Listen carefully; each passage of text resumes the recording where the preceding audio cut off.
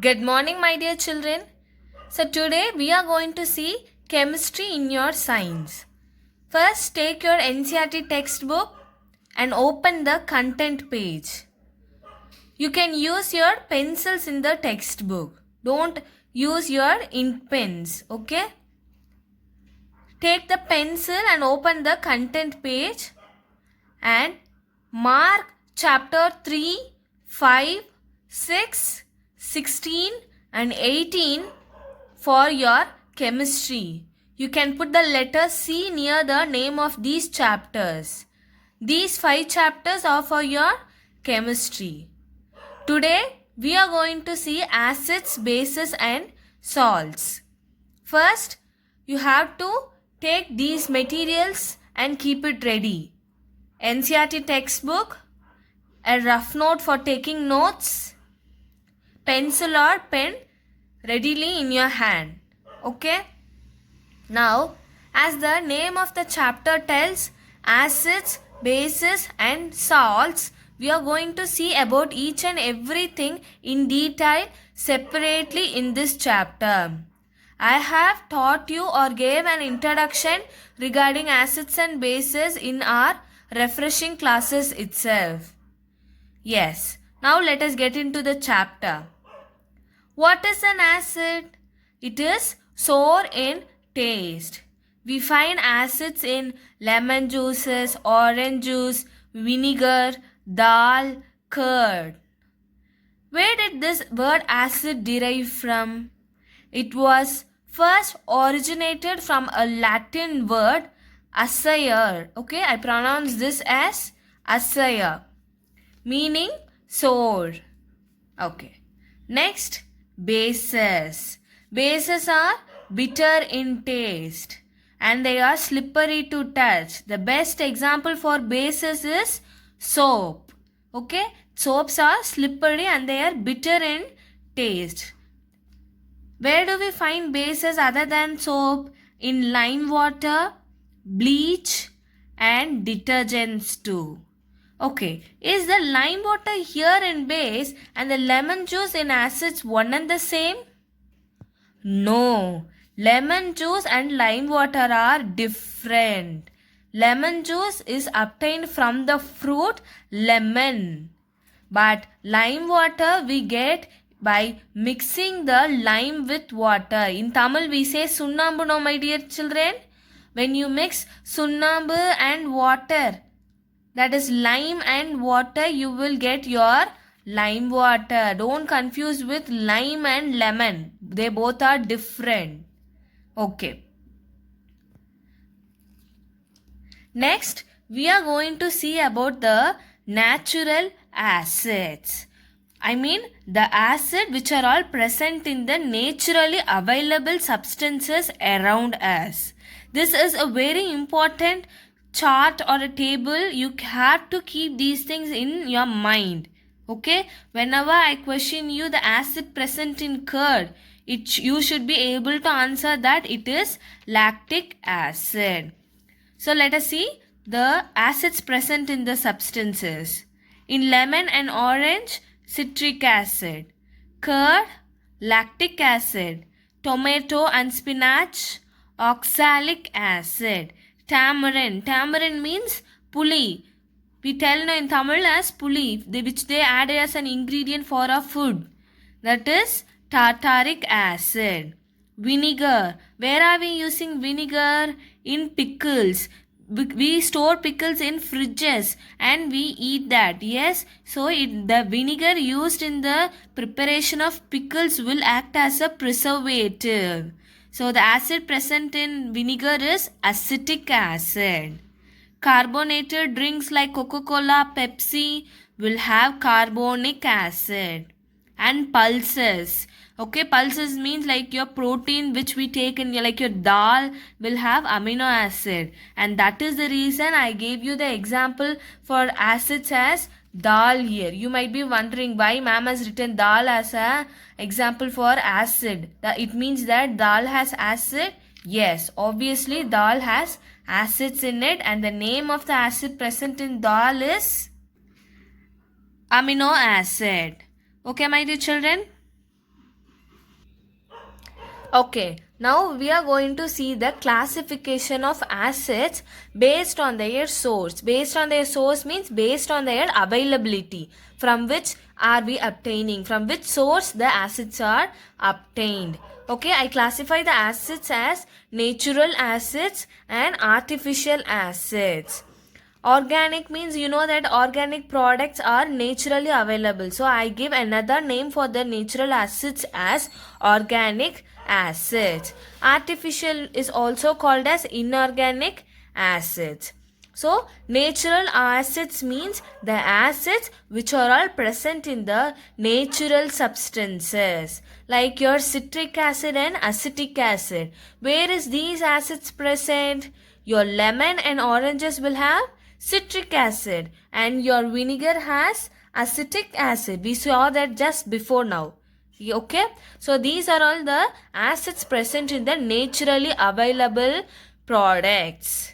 Okay, what are the examples for artificial acids? Hydrochloric acid, sulfuric acid. These are all the solutions which are all prepared chemically in your laboratory. But they are also acids. They do also have the property of acid. Okay? Yes. Then again I am going to classify another way of classification of acids as strong acids and weak acid. Why do I give the name as strong acid and weak acid is because of their strength. When I mean it as strong, a person is strong means I mean his strength, that he is very strong enough and very stable. Similar way, if I tell the acids as strong means their effects are very high. They are toxic in nature. They may cause damages to us. Whenever I touch a acid, it will, we are touching the lemon. Okay, we drink lemon juices. Is it harmful to us? No. Yes, do we get any irritability? No. Whereas your strong acids which are all prepared in your chemistry lab will cause irritability and burnings. And that is why I gave the name as strong acids. So strong acids are obviously your artificial acids. So I can better tell that the artificial acids are strong in nature. They are also called as strong acids.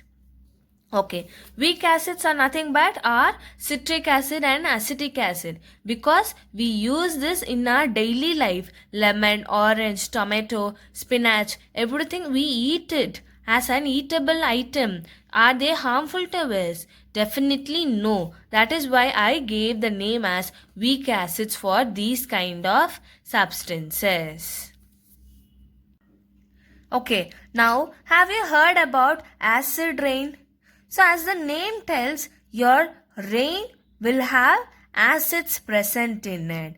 You may question now, ma'am, rain are water droplets. How can the acid be present over there?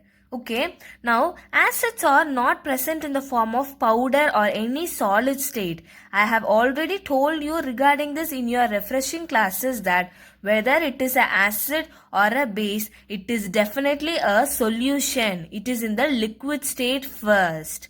Okay, my dear children. So, acids are always in the solution state and bases are also in the solution state.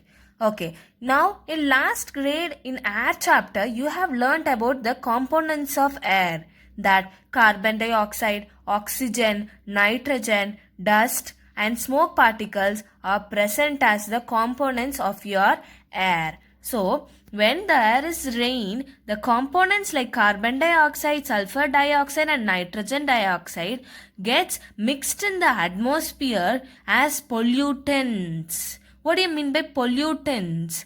Pollutants means the molecules which are all present in the air are harmful in nature. Where do we get these pollutants from? From the smoke released by the vehicles and industries. Okay, from that smoke you have the pollutants like carbon dioxide, sulfur dioxide and nitrogen dioxide, which gets mixed up with the water droplets, which is going to come as the rain and forms the acid carbonic acid, sulfuric acid and nitric acid, which are really very harmful, and that is why acid rain is considered as a harmful one. So the acid rain will damages the historical monuments and the buildings too. This is the reason why acid rain is hazardous. Okay, now bases. So as we know that already, bases are bitter in taste and slippery to touch. The examples for that is soap, lime water, bleach, detergents, window cleaner, so and so. Okay, now I wanted to tell you something, that all the bases will have or will exist in the form of hydroxide and bicarbonates. Whenever I have written here now, my dear children, soap means NaOH, KOH. Lime water means CaOH twice. Detergents means NH4OH. These are all the chemical formulas. This we will be learning in detail. You know the chemical formula for water as H2O.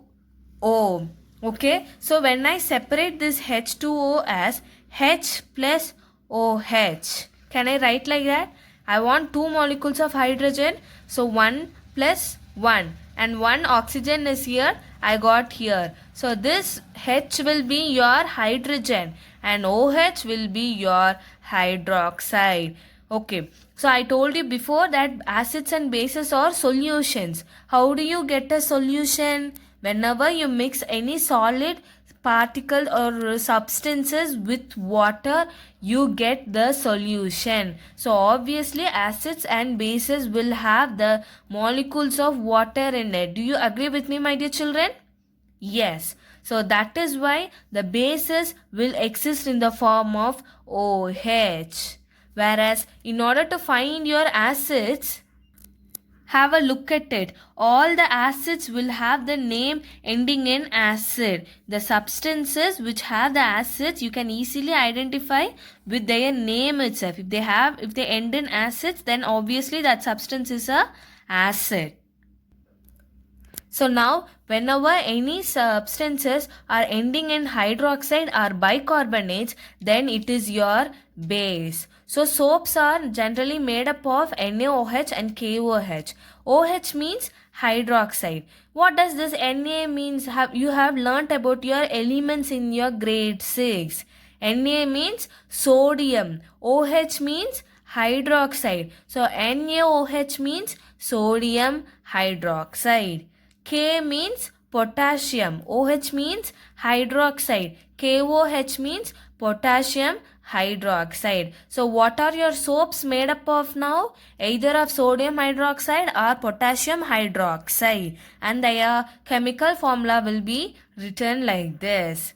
Okay, lime water means, I told you lime is sunambu. So lime water will have calcium hydroxide. Why did I have the 2 here? Means that is your valency that you will be learning in detail in your upcoming chapters.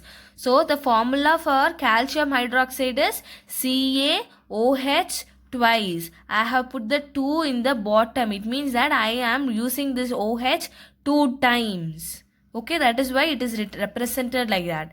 And NH4 means ammonia. Ammonium hydroxide. Okay, my dear children. So the same thing which we saw now, I will explain you with their names in the other way, either way. Okay, lime water means calcium hydroxide. Calcium means Ca, hydroxide means OH. Because of the valency, it is written like this. Ammonium hydroxide. Ammonium formula is NH4OH. Sodium hydroxide. Sodium is NaOH. Potassium hydroxide. Potassium is capital K. Capital K OH. Magnesium hydroxide. Magnesium means Mg. OH for hydroxide. Sodium bicarbonate. Sodium bicarbonate is present in your baking soda. Baking soda is also a base. Okay, so sodium means what we have written already for sodium, Na. Bicarbonate, what is the symbol for bicarbonate? It is HCO3 means bicarbonate. So I will write as sodium bicarbonate, sodium Na bicarbonate HCO3. Okay, my dear children?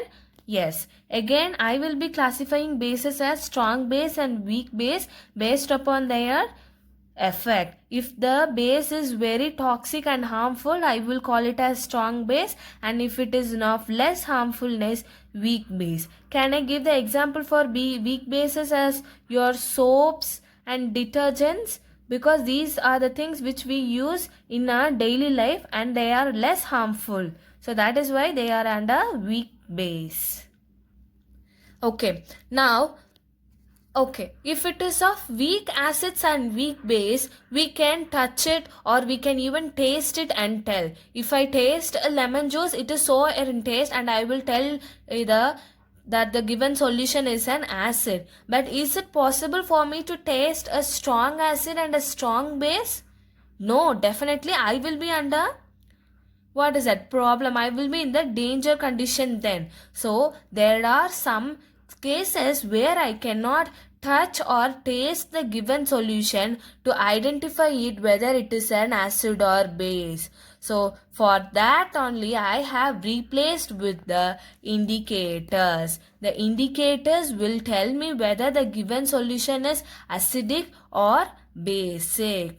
The indicators are of two types, natural indicators and synthetic indicators. Natural indicators means which are all available naturally for the human beings, and the synthetic indicators means artificial. Obviously synthetic means artificial. It is prepared by using chemicals in the laboratory to identify whether the given solution is acid or base. So these are your natural indicators. China rose. China rose is nothing but your hibiscus. What is your hibiscus in Tamil? We call it as Sembarthi. That is your China rose. That is also a natural indicator. Turmeric, litmus paper, and red cabbage. Red cabbage we don't have in our India. It doesn't grow. But in foreign countries like Australia you have, and America you have your red cabbages. Cabbages will be looking like your in the color of beetroot, purple color it will be. Okay, so I cannot directly use the turmeric powder or hibiscus rose as a flower to find out whether the given solution as an acid or base. I have to convert it into a solution first of all. Okay, how do I convert the turmeric powder into a solution? I will mix it with water so that it becomes a solution. Similarly, China rose, I will take the petals of hibiscus and immerse it in water so that it becomes a colored solution which will act as an indicator.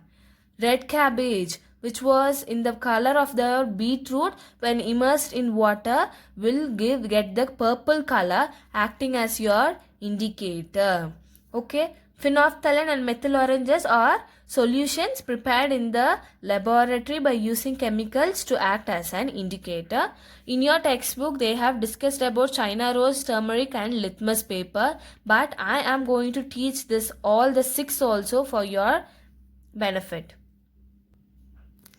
Okay, we have already seen about your litmus paper in your basics class. I have sent the pictures also in the PDF of how your litmus paper will look like. We have the litmus paper in 2 colors, red litmus paper and blue litmus paper. Where do we get the litmus? Litmus is actually, why am I calling litmus as a natural indicator means I am getting it from a plant called as lichens. Lichens means it is a plant. Okay, when I squeeze the plant, okay, I will get the light purple color drops. Okay, like whenever you squeeze a plant you will get some drops of water coming from it. Similar way, from when I squeeze this lichens plant I get the solutions in light purple color, and I just make it again, mix it with water, and I am producing two papers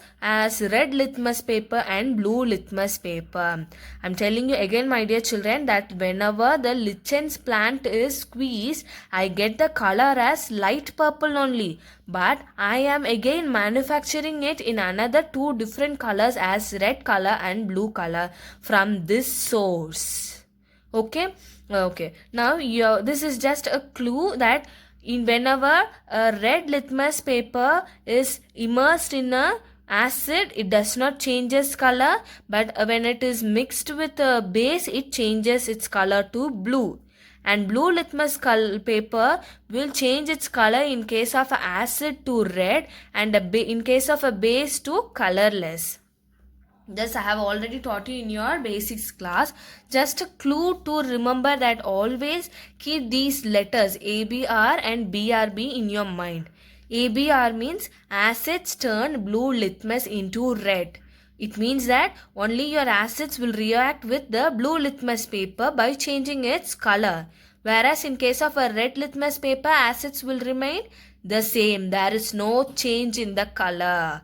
BRB means bases will turn red litmus paper into blue. So bases when reacts with red litmus paper, there we observe a color change, that is from red to blue. Whereas when a base is reacted with a blue litmus paper, I observe no change, there is no color change. This is just a clue to remember the two properties of your litmus paper. When I tell that the red litmus paper turns acid into colorless and blue litmus paper will turn acids into red, it is difficult for you to remember and you will definitely confuse with it. So always keep these two hints in your mind so that you never get confused and your answers will be right always. ABR and BRB. Yes. Next comes your China rose. China rose, how do I get this as an indicator? From the petals of the hibiscus, when I immerse it in a solution, I will get the China rose. That is, China rose will mean the hibiscus will be in the pinkish color, right? So that kind of a solution I will get, and it will remain pink in case of acids and it will turn green in case of bases. Okay, turmeric powder. Whenever I convert a turmeric powder into a solution, the color of the turmeric as a natural indicator will be in yellow. Do you agree with me? Yes. So turmeric, when it is mixed with water, the color will be in yellow color. So it remains yellow in color in case of acids and red in case of bases. So this we have observed it in your example with the soap. If you add turmeric powder to your soap, it will change its color to red. Yes, so this is also observed in our stains in our cloth. In our dress, wherever there is some stains of a sambar or something, and we use soaps and detergents to clean it, means that yellow color of the stain will be changed into red. This is because of this reaction. Turmeric will change red in case of your bases. Soap and detergents are base and it changes its color into red. Okay. The next thing is red cabbage. The red cabbage solution will be purple in color and it will change into red in case of acids and yellow in case of bases. So, only for litmus paper I gave you the clue, my dear children, and we will be using in our laboratory only litmus paper. So the remaining China rose, turmeric and red cabbages and their changes according to acids and bases, there is no other go. You have to keep in your mind. Just understand the concept well and then keep some clues to keep in mind. That it is obvious, no, that turmeric will not react with acid but it will change to red in case of base. This is an easy one to remember if you understand the concept. Yes. Then the next comes your chemicals, that is your artificial indicators, phenolphthalein and methyl orange. Phenolphthalein is actually a colorless liquid, similar to your water. It has no color. Okay, let us see how does it change in case of acid and base. It remains the same as a colorless liquid in case of acids and pink in case of base. And methyl orange, as the name tells, the color of this methyl orange solution will be in orange. It changes red in case of acid and yellow in case of base. We use these two chemical solutions in our laboratory, my dear children, phenolphthalein and methyl orange. So I will give you the litmus paper and the solutions to find out whether it is an acid or base. Also, I will give you these two solutions, that is phenolphthalein and methyl orange, and you have to find out whether the given solution for you is an acid or base. Okay, my dear children. So today's homework is you have to read these pages in your chapter, in your textbook, and also there is a do you know box in your page number 50. You have to learn that. That will include your natural acids and natural bases. Okay, so you have to learn that. See you in the next class, my dear children. Thank you.